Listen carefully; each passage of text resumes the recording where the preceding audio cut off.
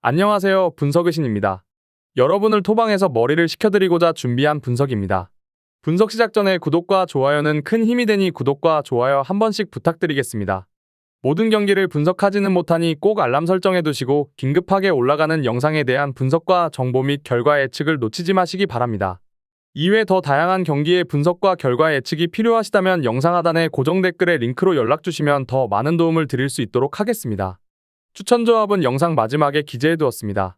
첫 번째 경기는 페로제도와 폴란드입니다. 페로제도는 최근 유로에선 4연패 중입니다. 워낙 전력이 떨어지는 팀이기에 다른 팀과의 격차가 느껴지고 있습니다. 연패 기간 동안 알바니아 상대로 한 골을 터뜨리긴 했지만 나머지 경기에서는 한 골도 터뜨리지 못했습니다. 올센과 안드레슨 등 중앙 미드필더들이 최선을 다하고 있긴 하지만 확실하게 해결할 공격수가 없습니다. 폴란드는 유로 예선 조 1위가 유력하다는 평가를 받았지만 예상 외의 부진 속에 4위로 내려앉았습니다. 그래도 아직은 2위로 갈 수 있는 기회가 충분하기에 10월 일정에서 반등을 노립니다. 소속팀인 바르샤에서 부상을 당한 레반도프스키가 빠지긴 했지만 유벤투스의 밀리크를 비롯해 부크사가 공격을 책임질 수 있고 지엘린스키가 주장 역할을 대신할 것입니다. 결론을 말씀드리자면 폴란드의 승리를 추천드립니다. 슈퍼에이스의 공백은 아쉽지만 전력에 확실한 우위가 있습니다. 특히 스지만스키와 카민스키 등 측면과 중원을 오가며 상대의 수비를 넘어설 선수들의 존재가 든든한데 지엘린스키가 공격 전개를 잘 해나갈 것입니다. 폴란드가 승리하고 선두권 팀과 격차를 줄일 것으로 보여집니다. 두 번째 경기는 알바니아와 체코입니다. 알바니아는 쉽지 않은 조에서 예상 밖의 1위를 달리고 있습니다. 그러나 이 경기를 내주면 1위에서 내려와야 하기에 홈에서 승점 추가가 필요합니다.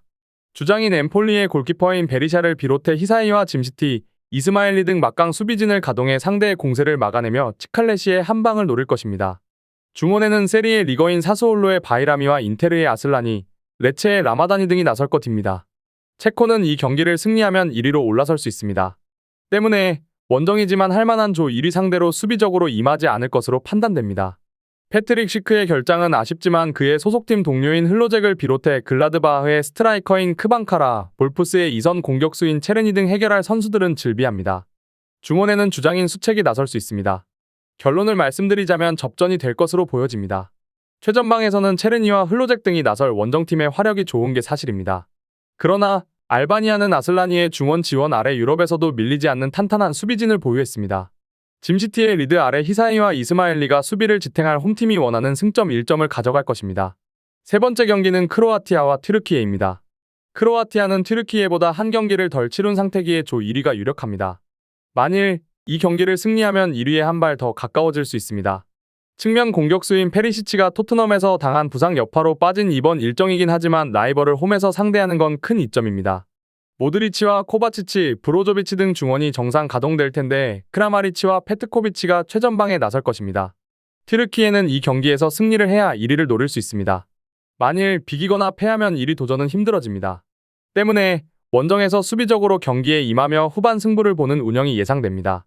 로마의 셀릭과 아라을리의 데미랄, 호펜하임의 카박 등 최종 수비가 라인을 지킬 것이고 차라노글루와 코쿠가 중원에서 수비를 보호할 것입니다. 결론을 말씀드리자면 크로아티아의 승리를 추천드립니다. 튀르키예는 이번 일정에도 윈데르가 부상으로 빠집니다. 카베치와 일디즈, 토순 등이 공격을 이끌어야 하는데 크로아티아 수비를 쉽게 넘기 어렵습니다. 모드리치와 브로조비치가 중원에서 우위를 가져가며 경기를 이끌 크로아티아가 승리할 것입니다. 마지막 경기는 키프로스와 노르웨이입니다. 키프로스는 전패를 당하며 유로 본선행이 물 건너갔습니다. 자국 리그에서 아리스와 아폴론 리마솔 등 좋은 팀들이 있긴 하지만 국대 경쟁력은 그렇지 못했습니다. 일본에서 뛰는 소티리우를 비롯해 세리에 살레르니타나의 카스타노스 등이 최선을 다했지만 다른 팀들을 넘긴 어려웠습니다. 수비진에도 고키치를 제외하면 안정감 있는 선수가 없습니다. 노르웨이는 2위인 스페인을 승점 2점 차로 추격 중입니다. 2위를 차지하면 본선행이 가능하기에 이번 일정에서 승점을 최대한 따내야 합니다. 맨시티의 슈퍼 에이스인 엘링 홀란드를 비롯해 아스날의 캡틴인 웨데카르트, 셀타의 스트라이커인 라르센과 브렌트포드의 수비수인 아에르 등 핵심 선수들이 모두 나섰기에 풀핏의 전력입니다. 결론을 말씀드리자면 노르웨이의 승리를 추천드립니다. 키프러스는 굳이 수비적으로 나서 승점 한 점을 따내는 운영을 할 이유가 없습니다. 때문에 홈에서 카스타노스를 앞세워 공격적으로 상대의 수비를 넘어서려 할 것입니다. 그러나 베르게와 소스비가 중원을 지킬 노르웨이를 넘기 어렵습니다. 웨데가르트와 솔바켄의 지원 속에 홀란드가 기회를 골로 연결할 노르웨이가 승리할 것으로 판단됩니다. 제가 지금 드리는 정보는 초안을 바탕으로 널려있는 뻔한 자료는 다 패스하고 간략하게 설명을 드린 것입니다. 추가적인 조합을 원하신다면 구독과 좋아요를 눌러주시면 감사하겠습니다. 더 다양한 경기에 대한 세부적인 분석과 결과를 궁금하시다면 영상 하단의 고정 댓글을 확인해주세요. 여러분이 건전한 스포츠 문화를 즐기실 수 있도록 항상 최선을 다하도록 하겠습니다. 시청해주셔서 감사합니다.